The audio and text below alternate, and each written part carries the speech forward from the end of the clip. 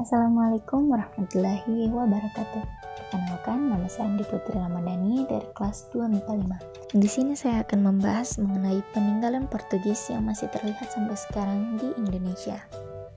Yang pertama yaitu Benteng Toluco. Benteng yang satu ini mulanya dikenal dengan nama Toluco, hingga akhirnya banyak yang menyebutnya dengan nama Benteng Hollandia. Benteng ini dibangun pada tahun 1540 oleh Francisco Serrao, seorang panglima Portugis. Banyak orang yang mengatakan bahwa nama Toluco merupakan nama dari penguasa ke-10 yang berada di Kesultanan Ternate. Namun, berdasarkan catatan sejarah Belanda, di tahun 1610, benteng Portugis ini diperbaiki oleh Pieter Both yang merupakan pria berkebangsaan Belanda.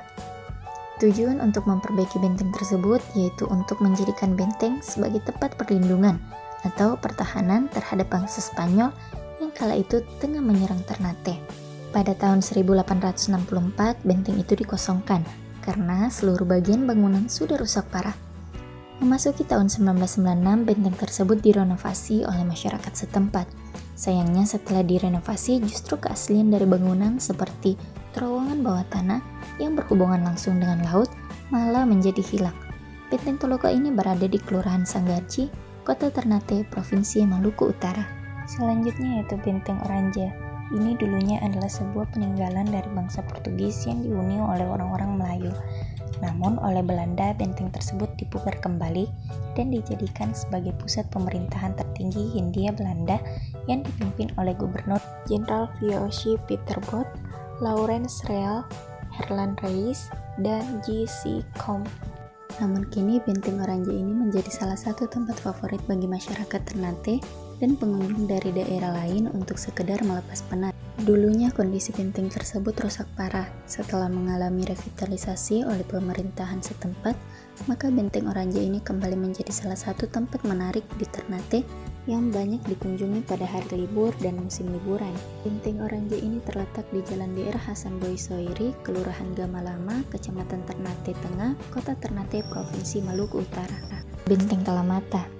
Seiring dengan digunakannya benteng tersebut, benteng ini pun dibangun kembali oleh Gubernur Jenderal Hindia Belanda di tahun 1609 yang bernama Pieter Both.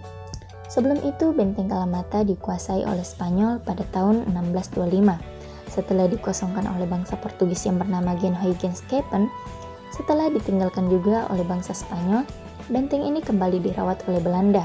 Akhirnya, benteng tersebut menjadi saksi bisu sejarah di masa penjajahan. Pemandangan indah di sekitar kawasan benteng tersebut menjadi daya tarik bagi pengunjung, baik lokal maupun mancanegara. Kalamata mempunyai nama lain sebagai Benteng Kayu Merah atau Benteng Santa Lucia. Peninggalan bangsa Portugis ini dibangun menggunakan bebatuan sungai, batu kapur, dan juga batu karang yang mempunyai arsitektur yang sangat indah. Letak dari Benteng Kalamata dekat dengan laut, sehingga bisa melihat langsung Pulau Maltara dan Tidore dari kejauhan. Benteng ini didirikan pada tahun 1540 oleh Panglima Portugis, yaitu Francisco Serrao. Fungsi didirikan benteng ini untuk menghadapi serangan dari bangsa Spanyol dari Rum dan Tidore. Selanjutnya yaitu Penjara Tua Kema. Sebuah penjara bekas yang dibuat oleh bangsa Portugis berlokasi di Desa Kema, 3 Kecamatan Kema, Minahasa Utara. Terletak di ketinggian 6 meter di atas permukaan laut atau berjarak sekitar 500 meter dari pantai. Penjara ini berada di sebuah gang sempit di tengah pemukiman penduduk. Ketika sampai ke penjara ini, nuansa putih sangat dominan, mulai dari pintu masuk hingga ke bangunan penjara. Ketika memasuki bangunan utama penjara, pengunjung akan merasakan udara sedikit berbeda, dari mulai agak dingin sampai membuat bulu kuduk merinding. Konon, penjara ini dulunya merupakan tempat penghukuman bagi warga dan tentara yang melakukan kesalahan. Bangunan ini memiliki panjang 10 meter, lebar 7,50 meter, dan tinggi tembok 4 meter atau 7,25 meter sampai ke ujung atap.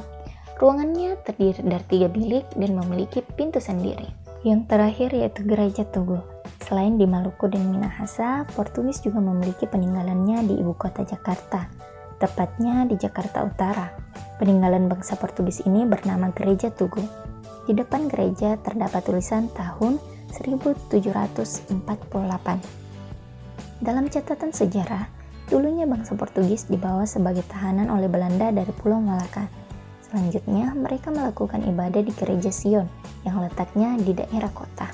Namun, karena merasa tidak bebas, para leluhur Tugu pun melarikan diri ke kampung Tugu yang dulunya masih terdapat rawa dan hutan. Atas inisiatif atau ide dari seorang pendeta Melchior Leidikar, maka dibangunlah sebuah gereja untuk pertama kalinya di tahun 1678, yang ceritanya berada di sebuah gereja HKI yang ada di Tanjung Priok.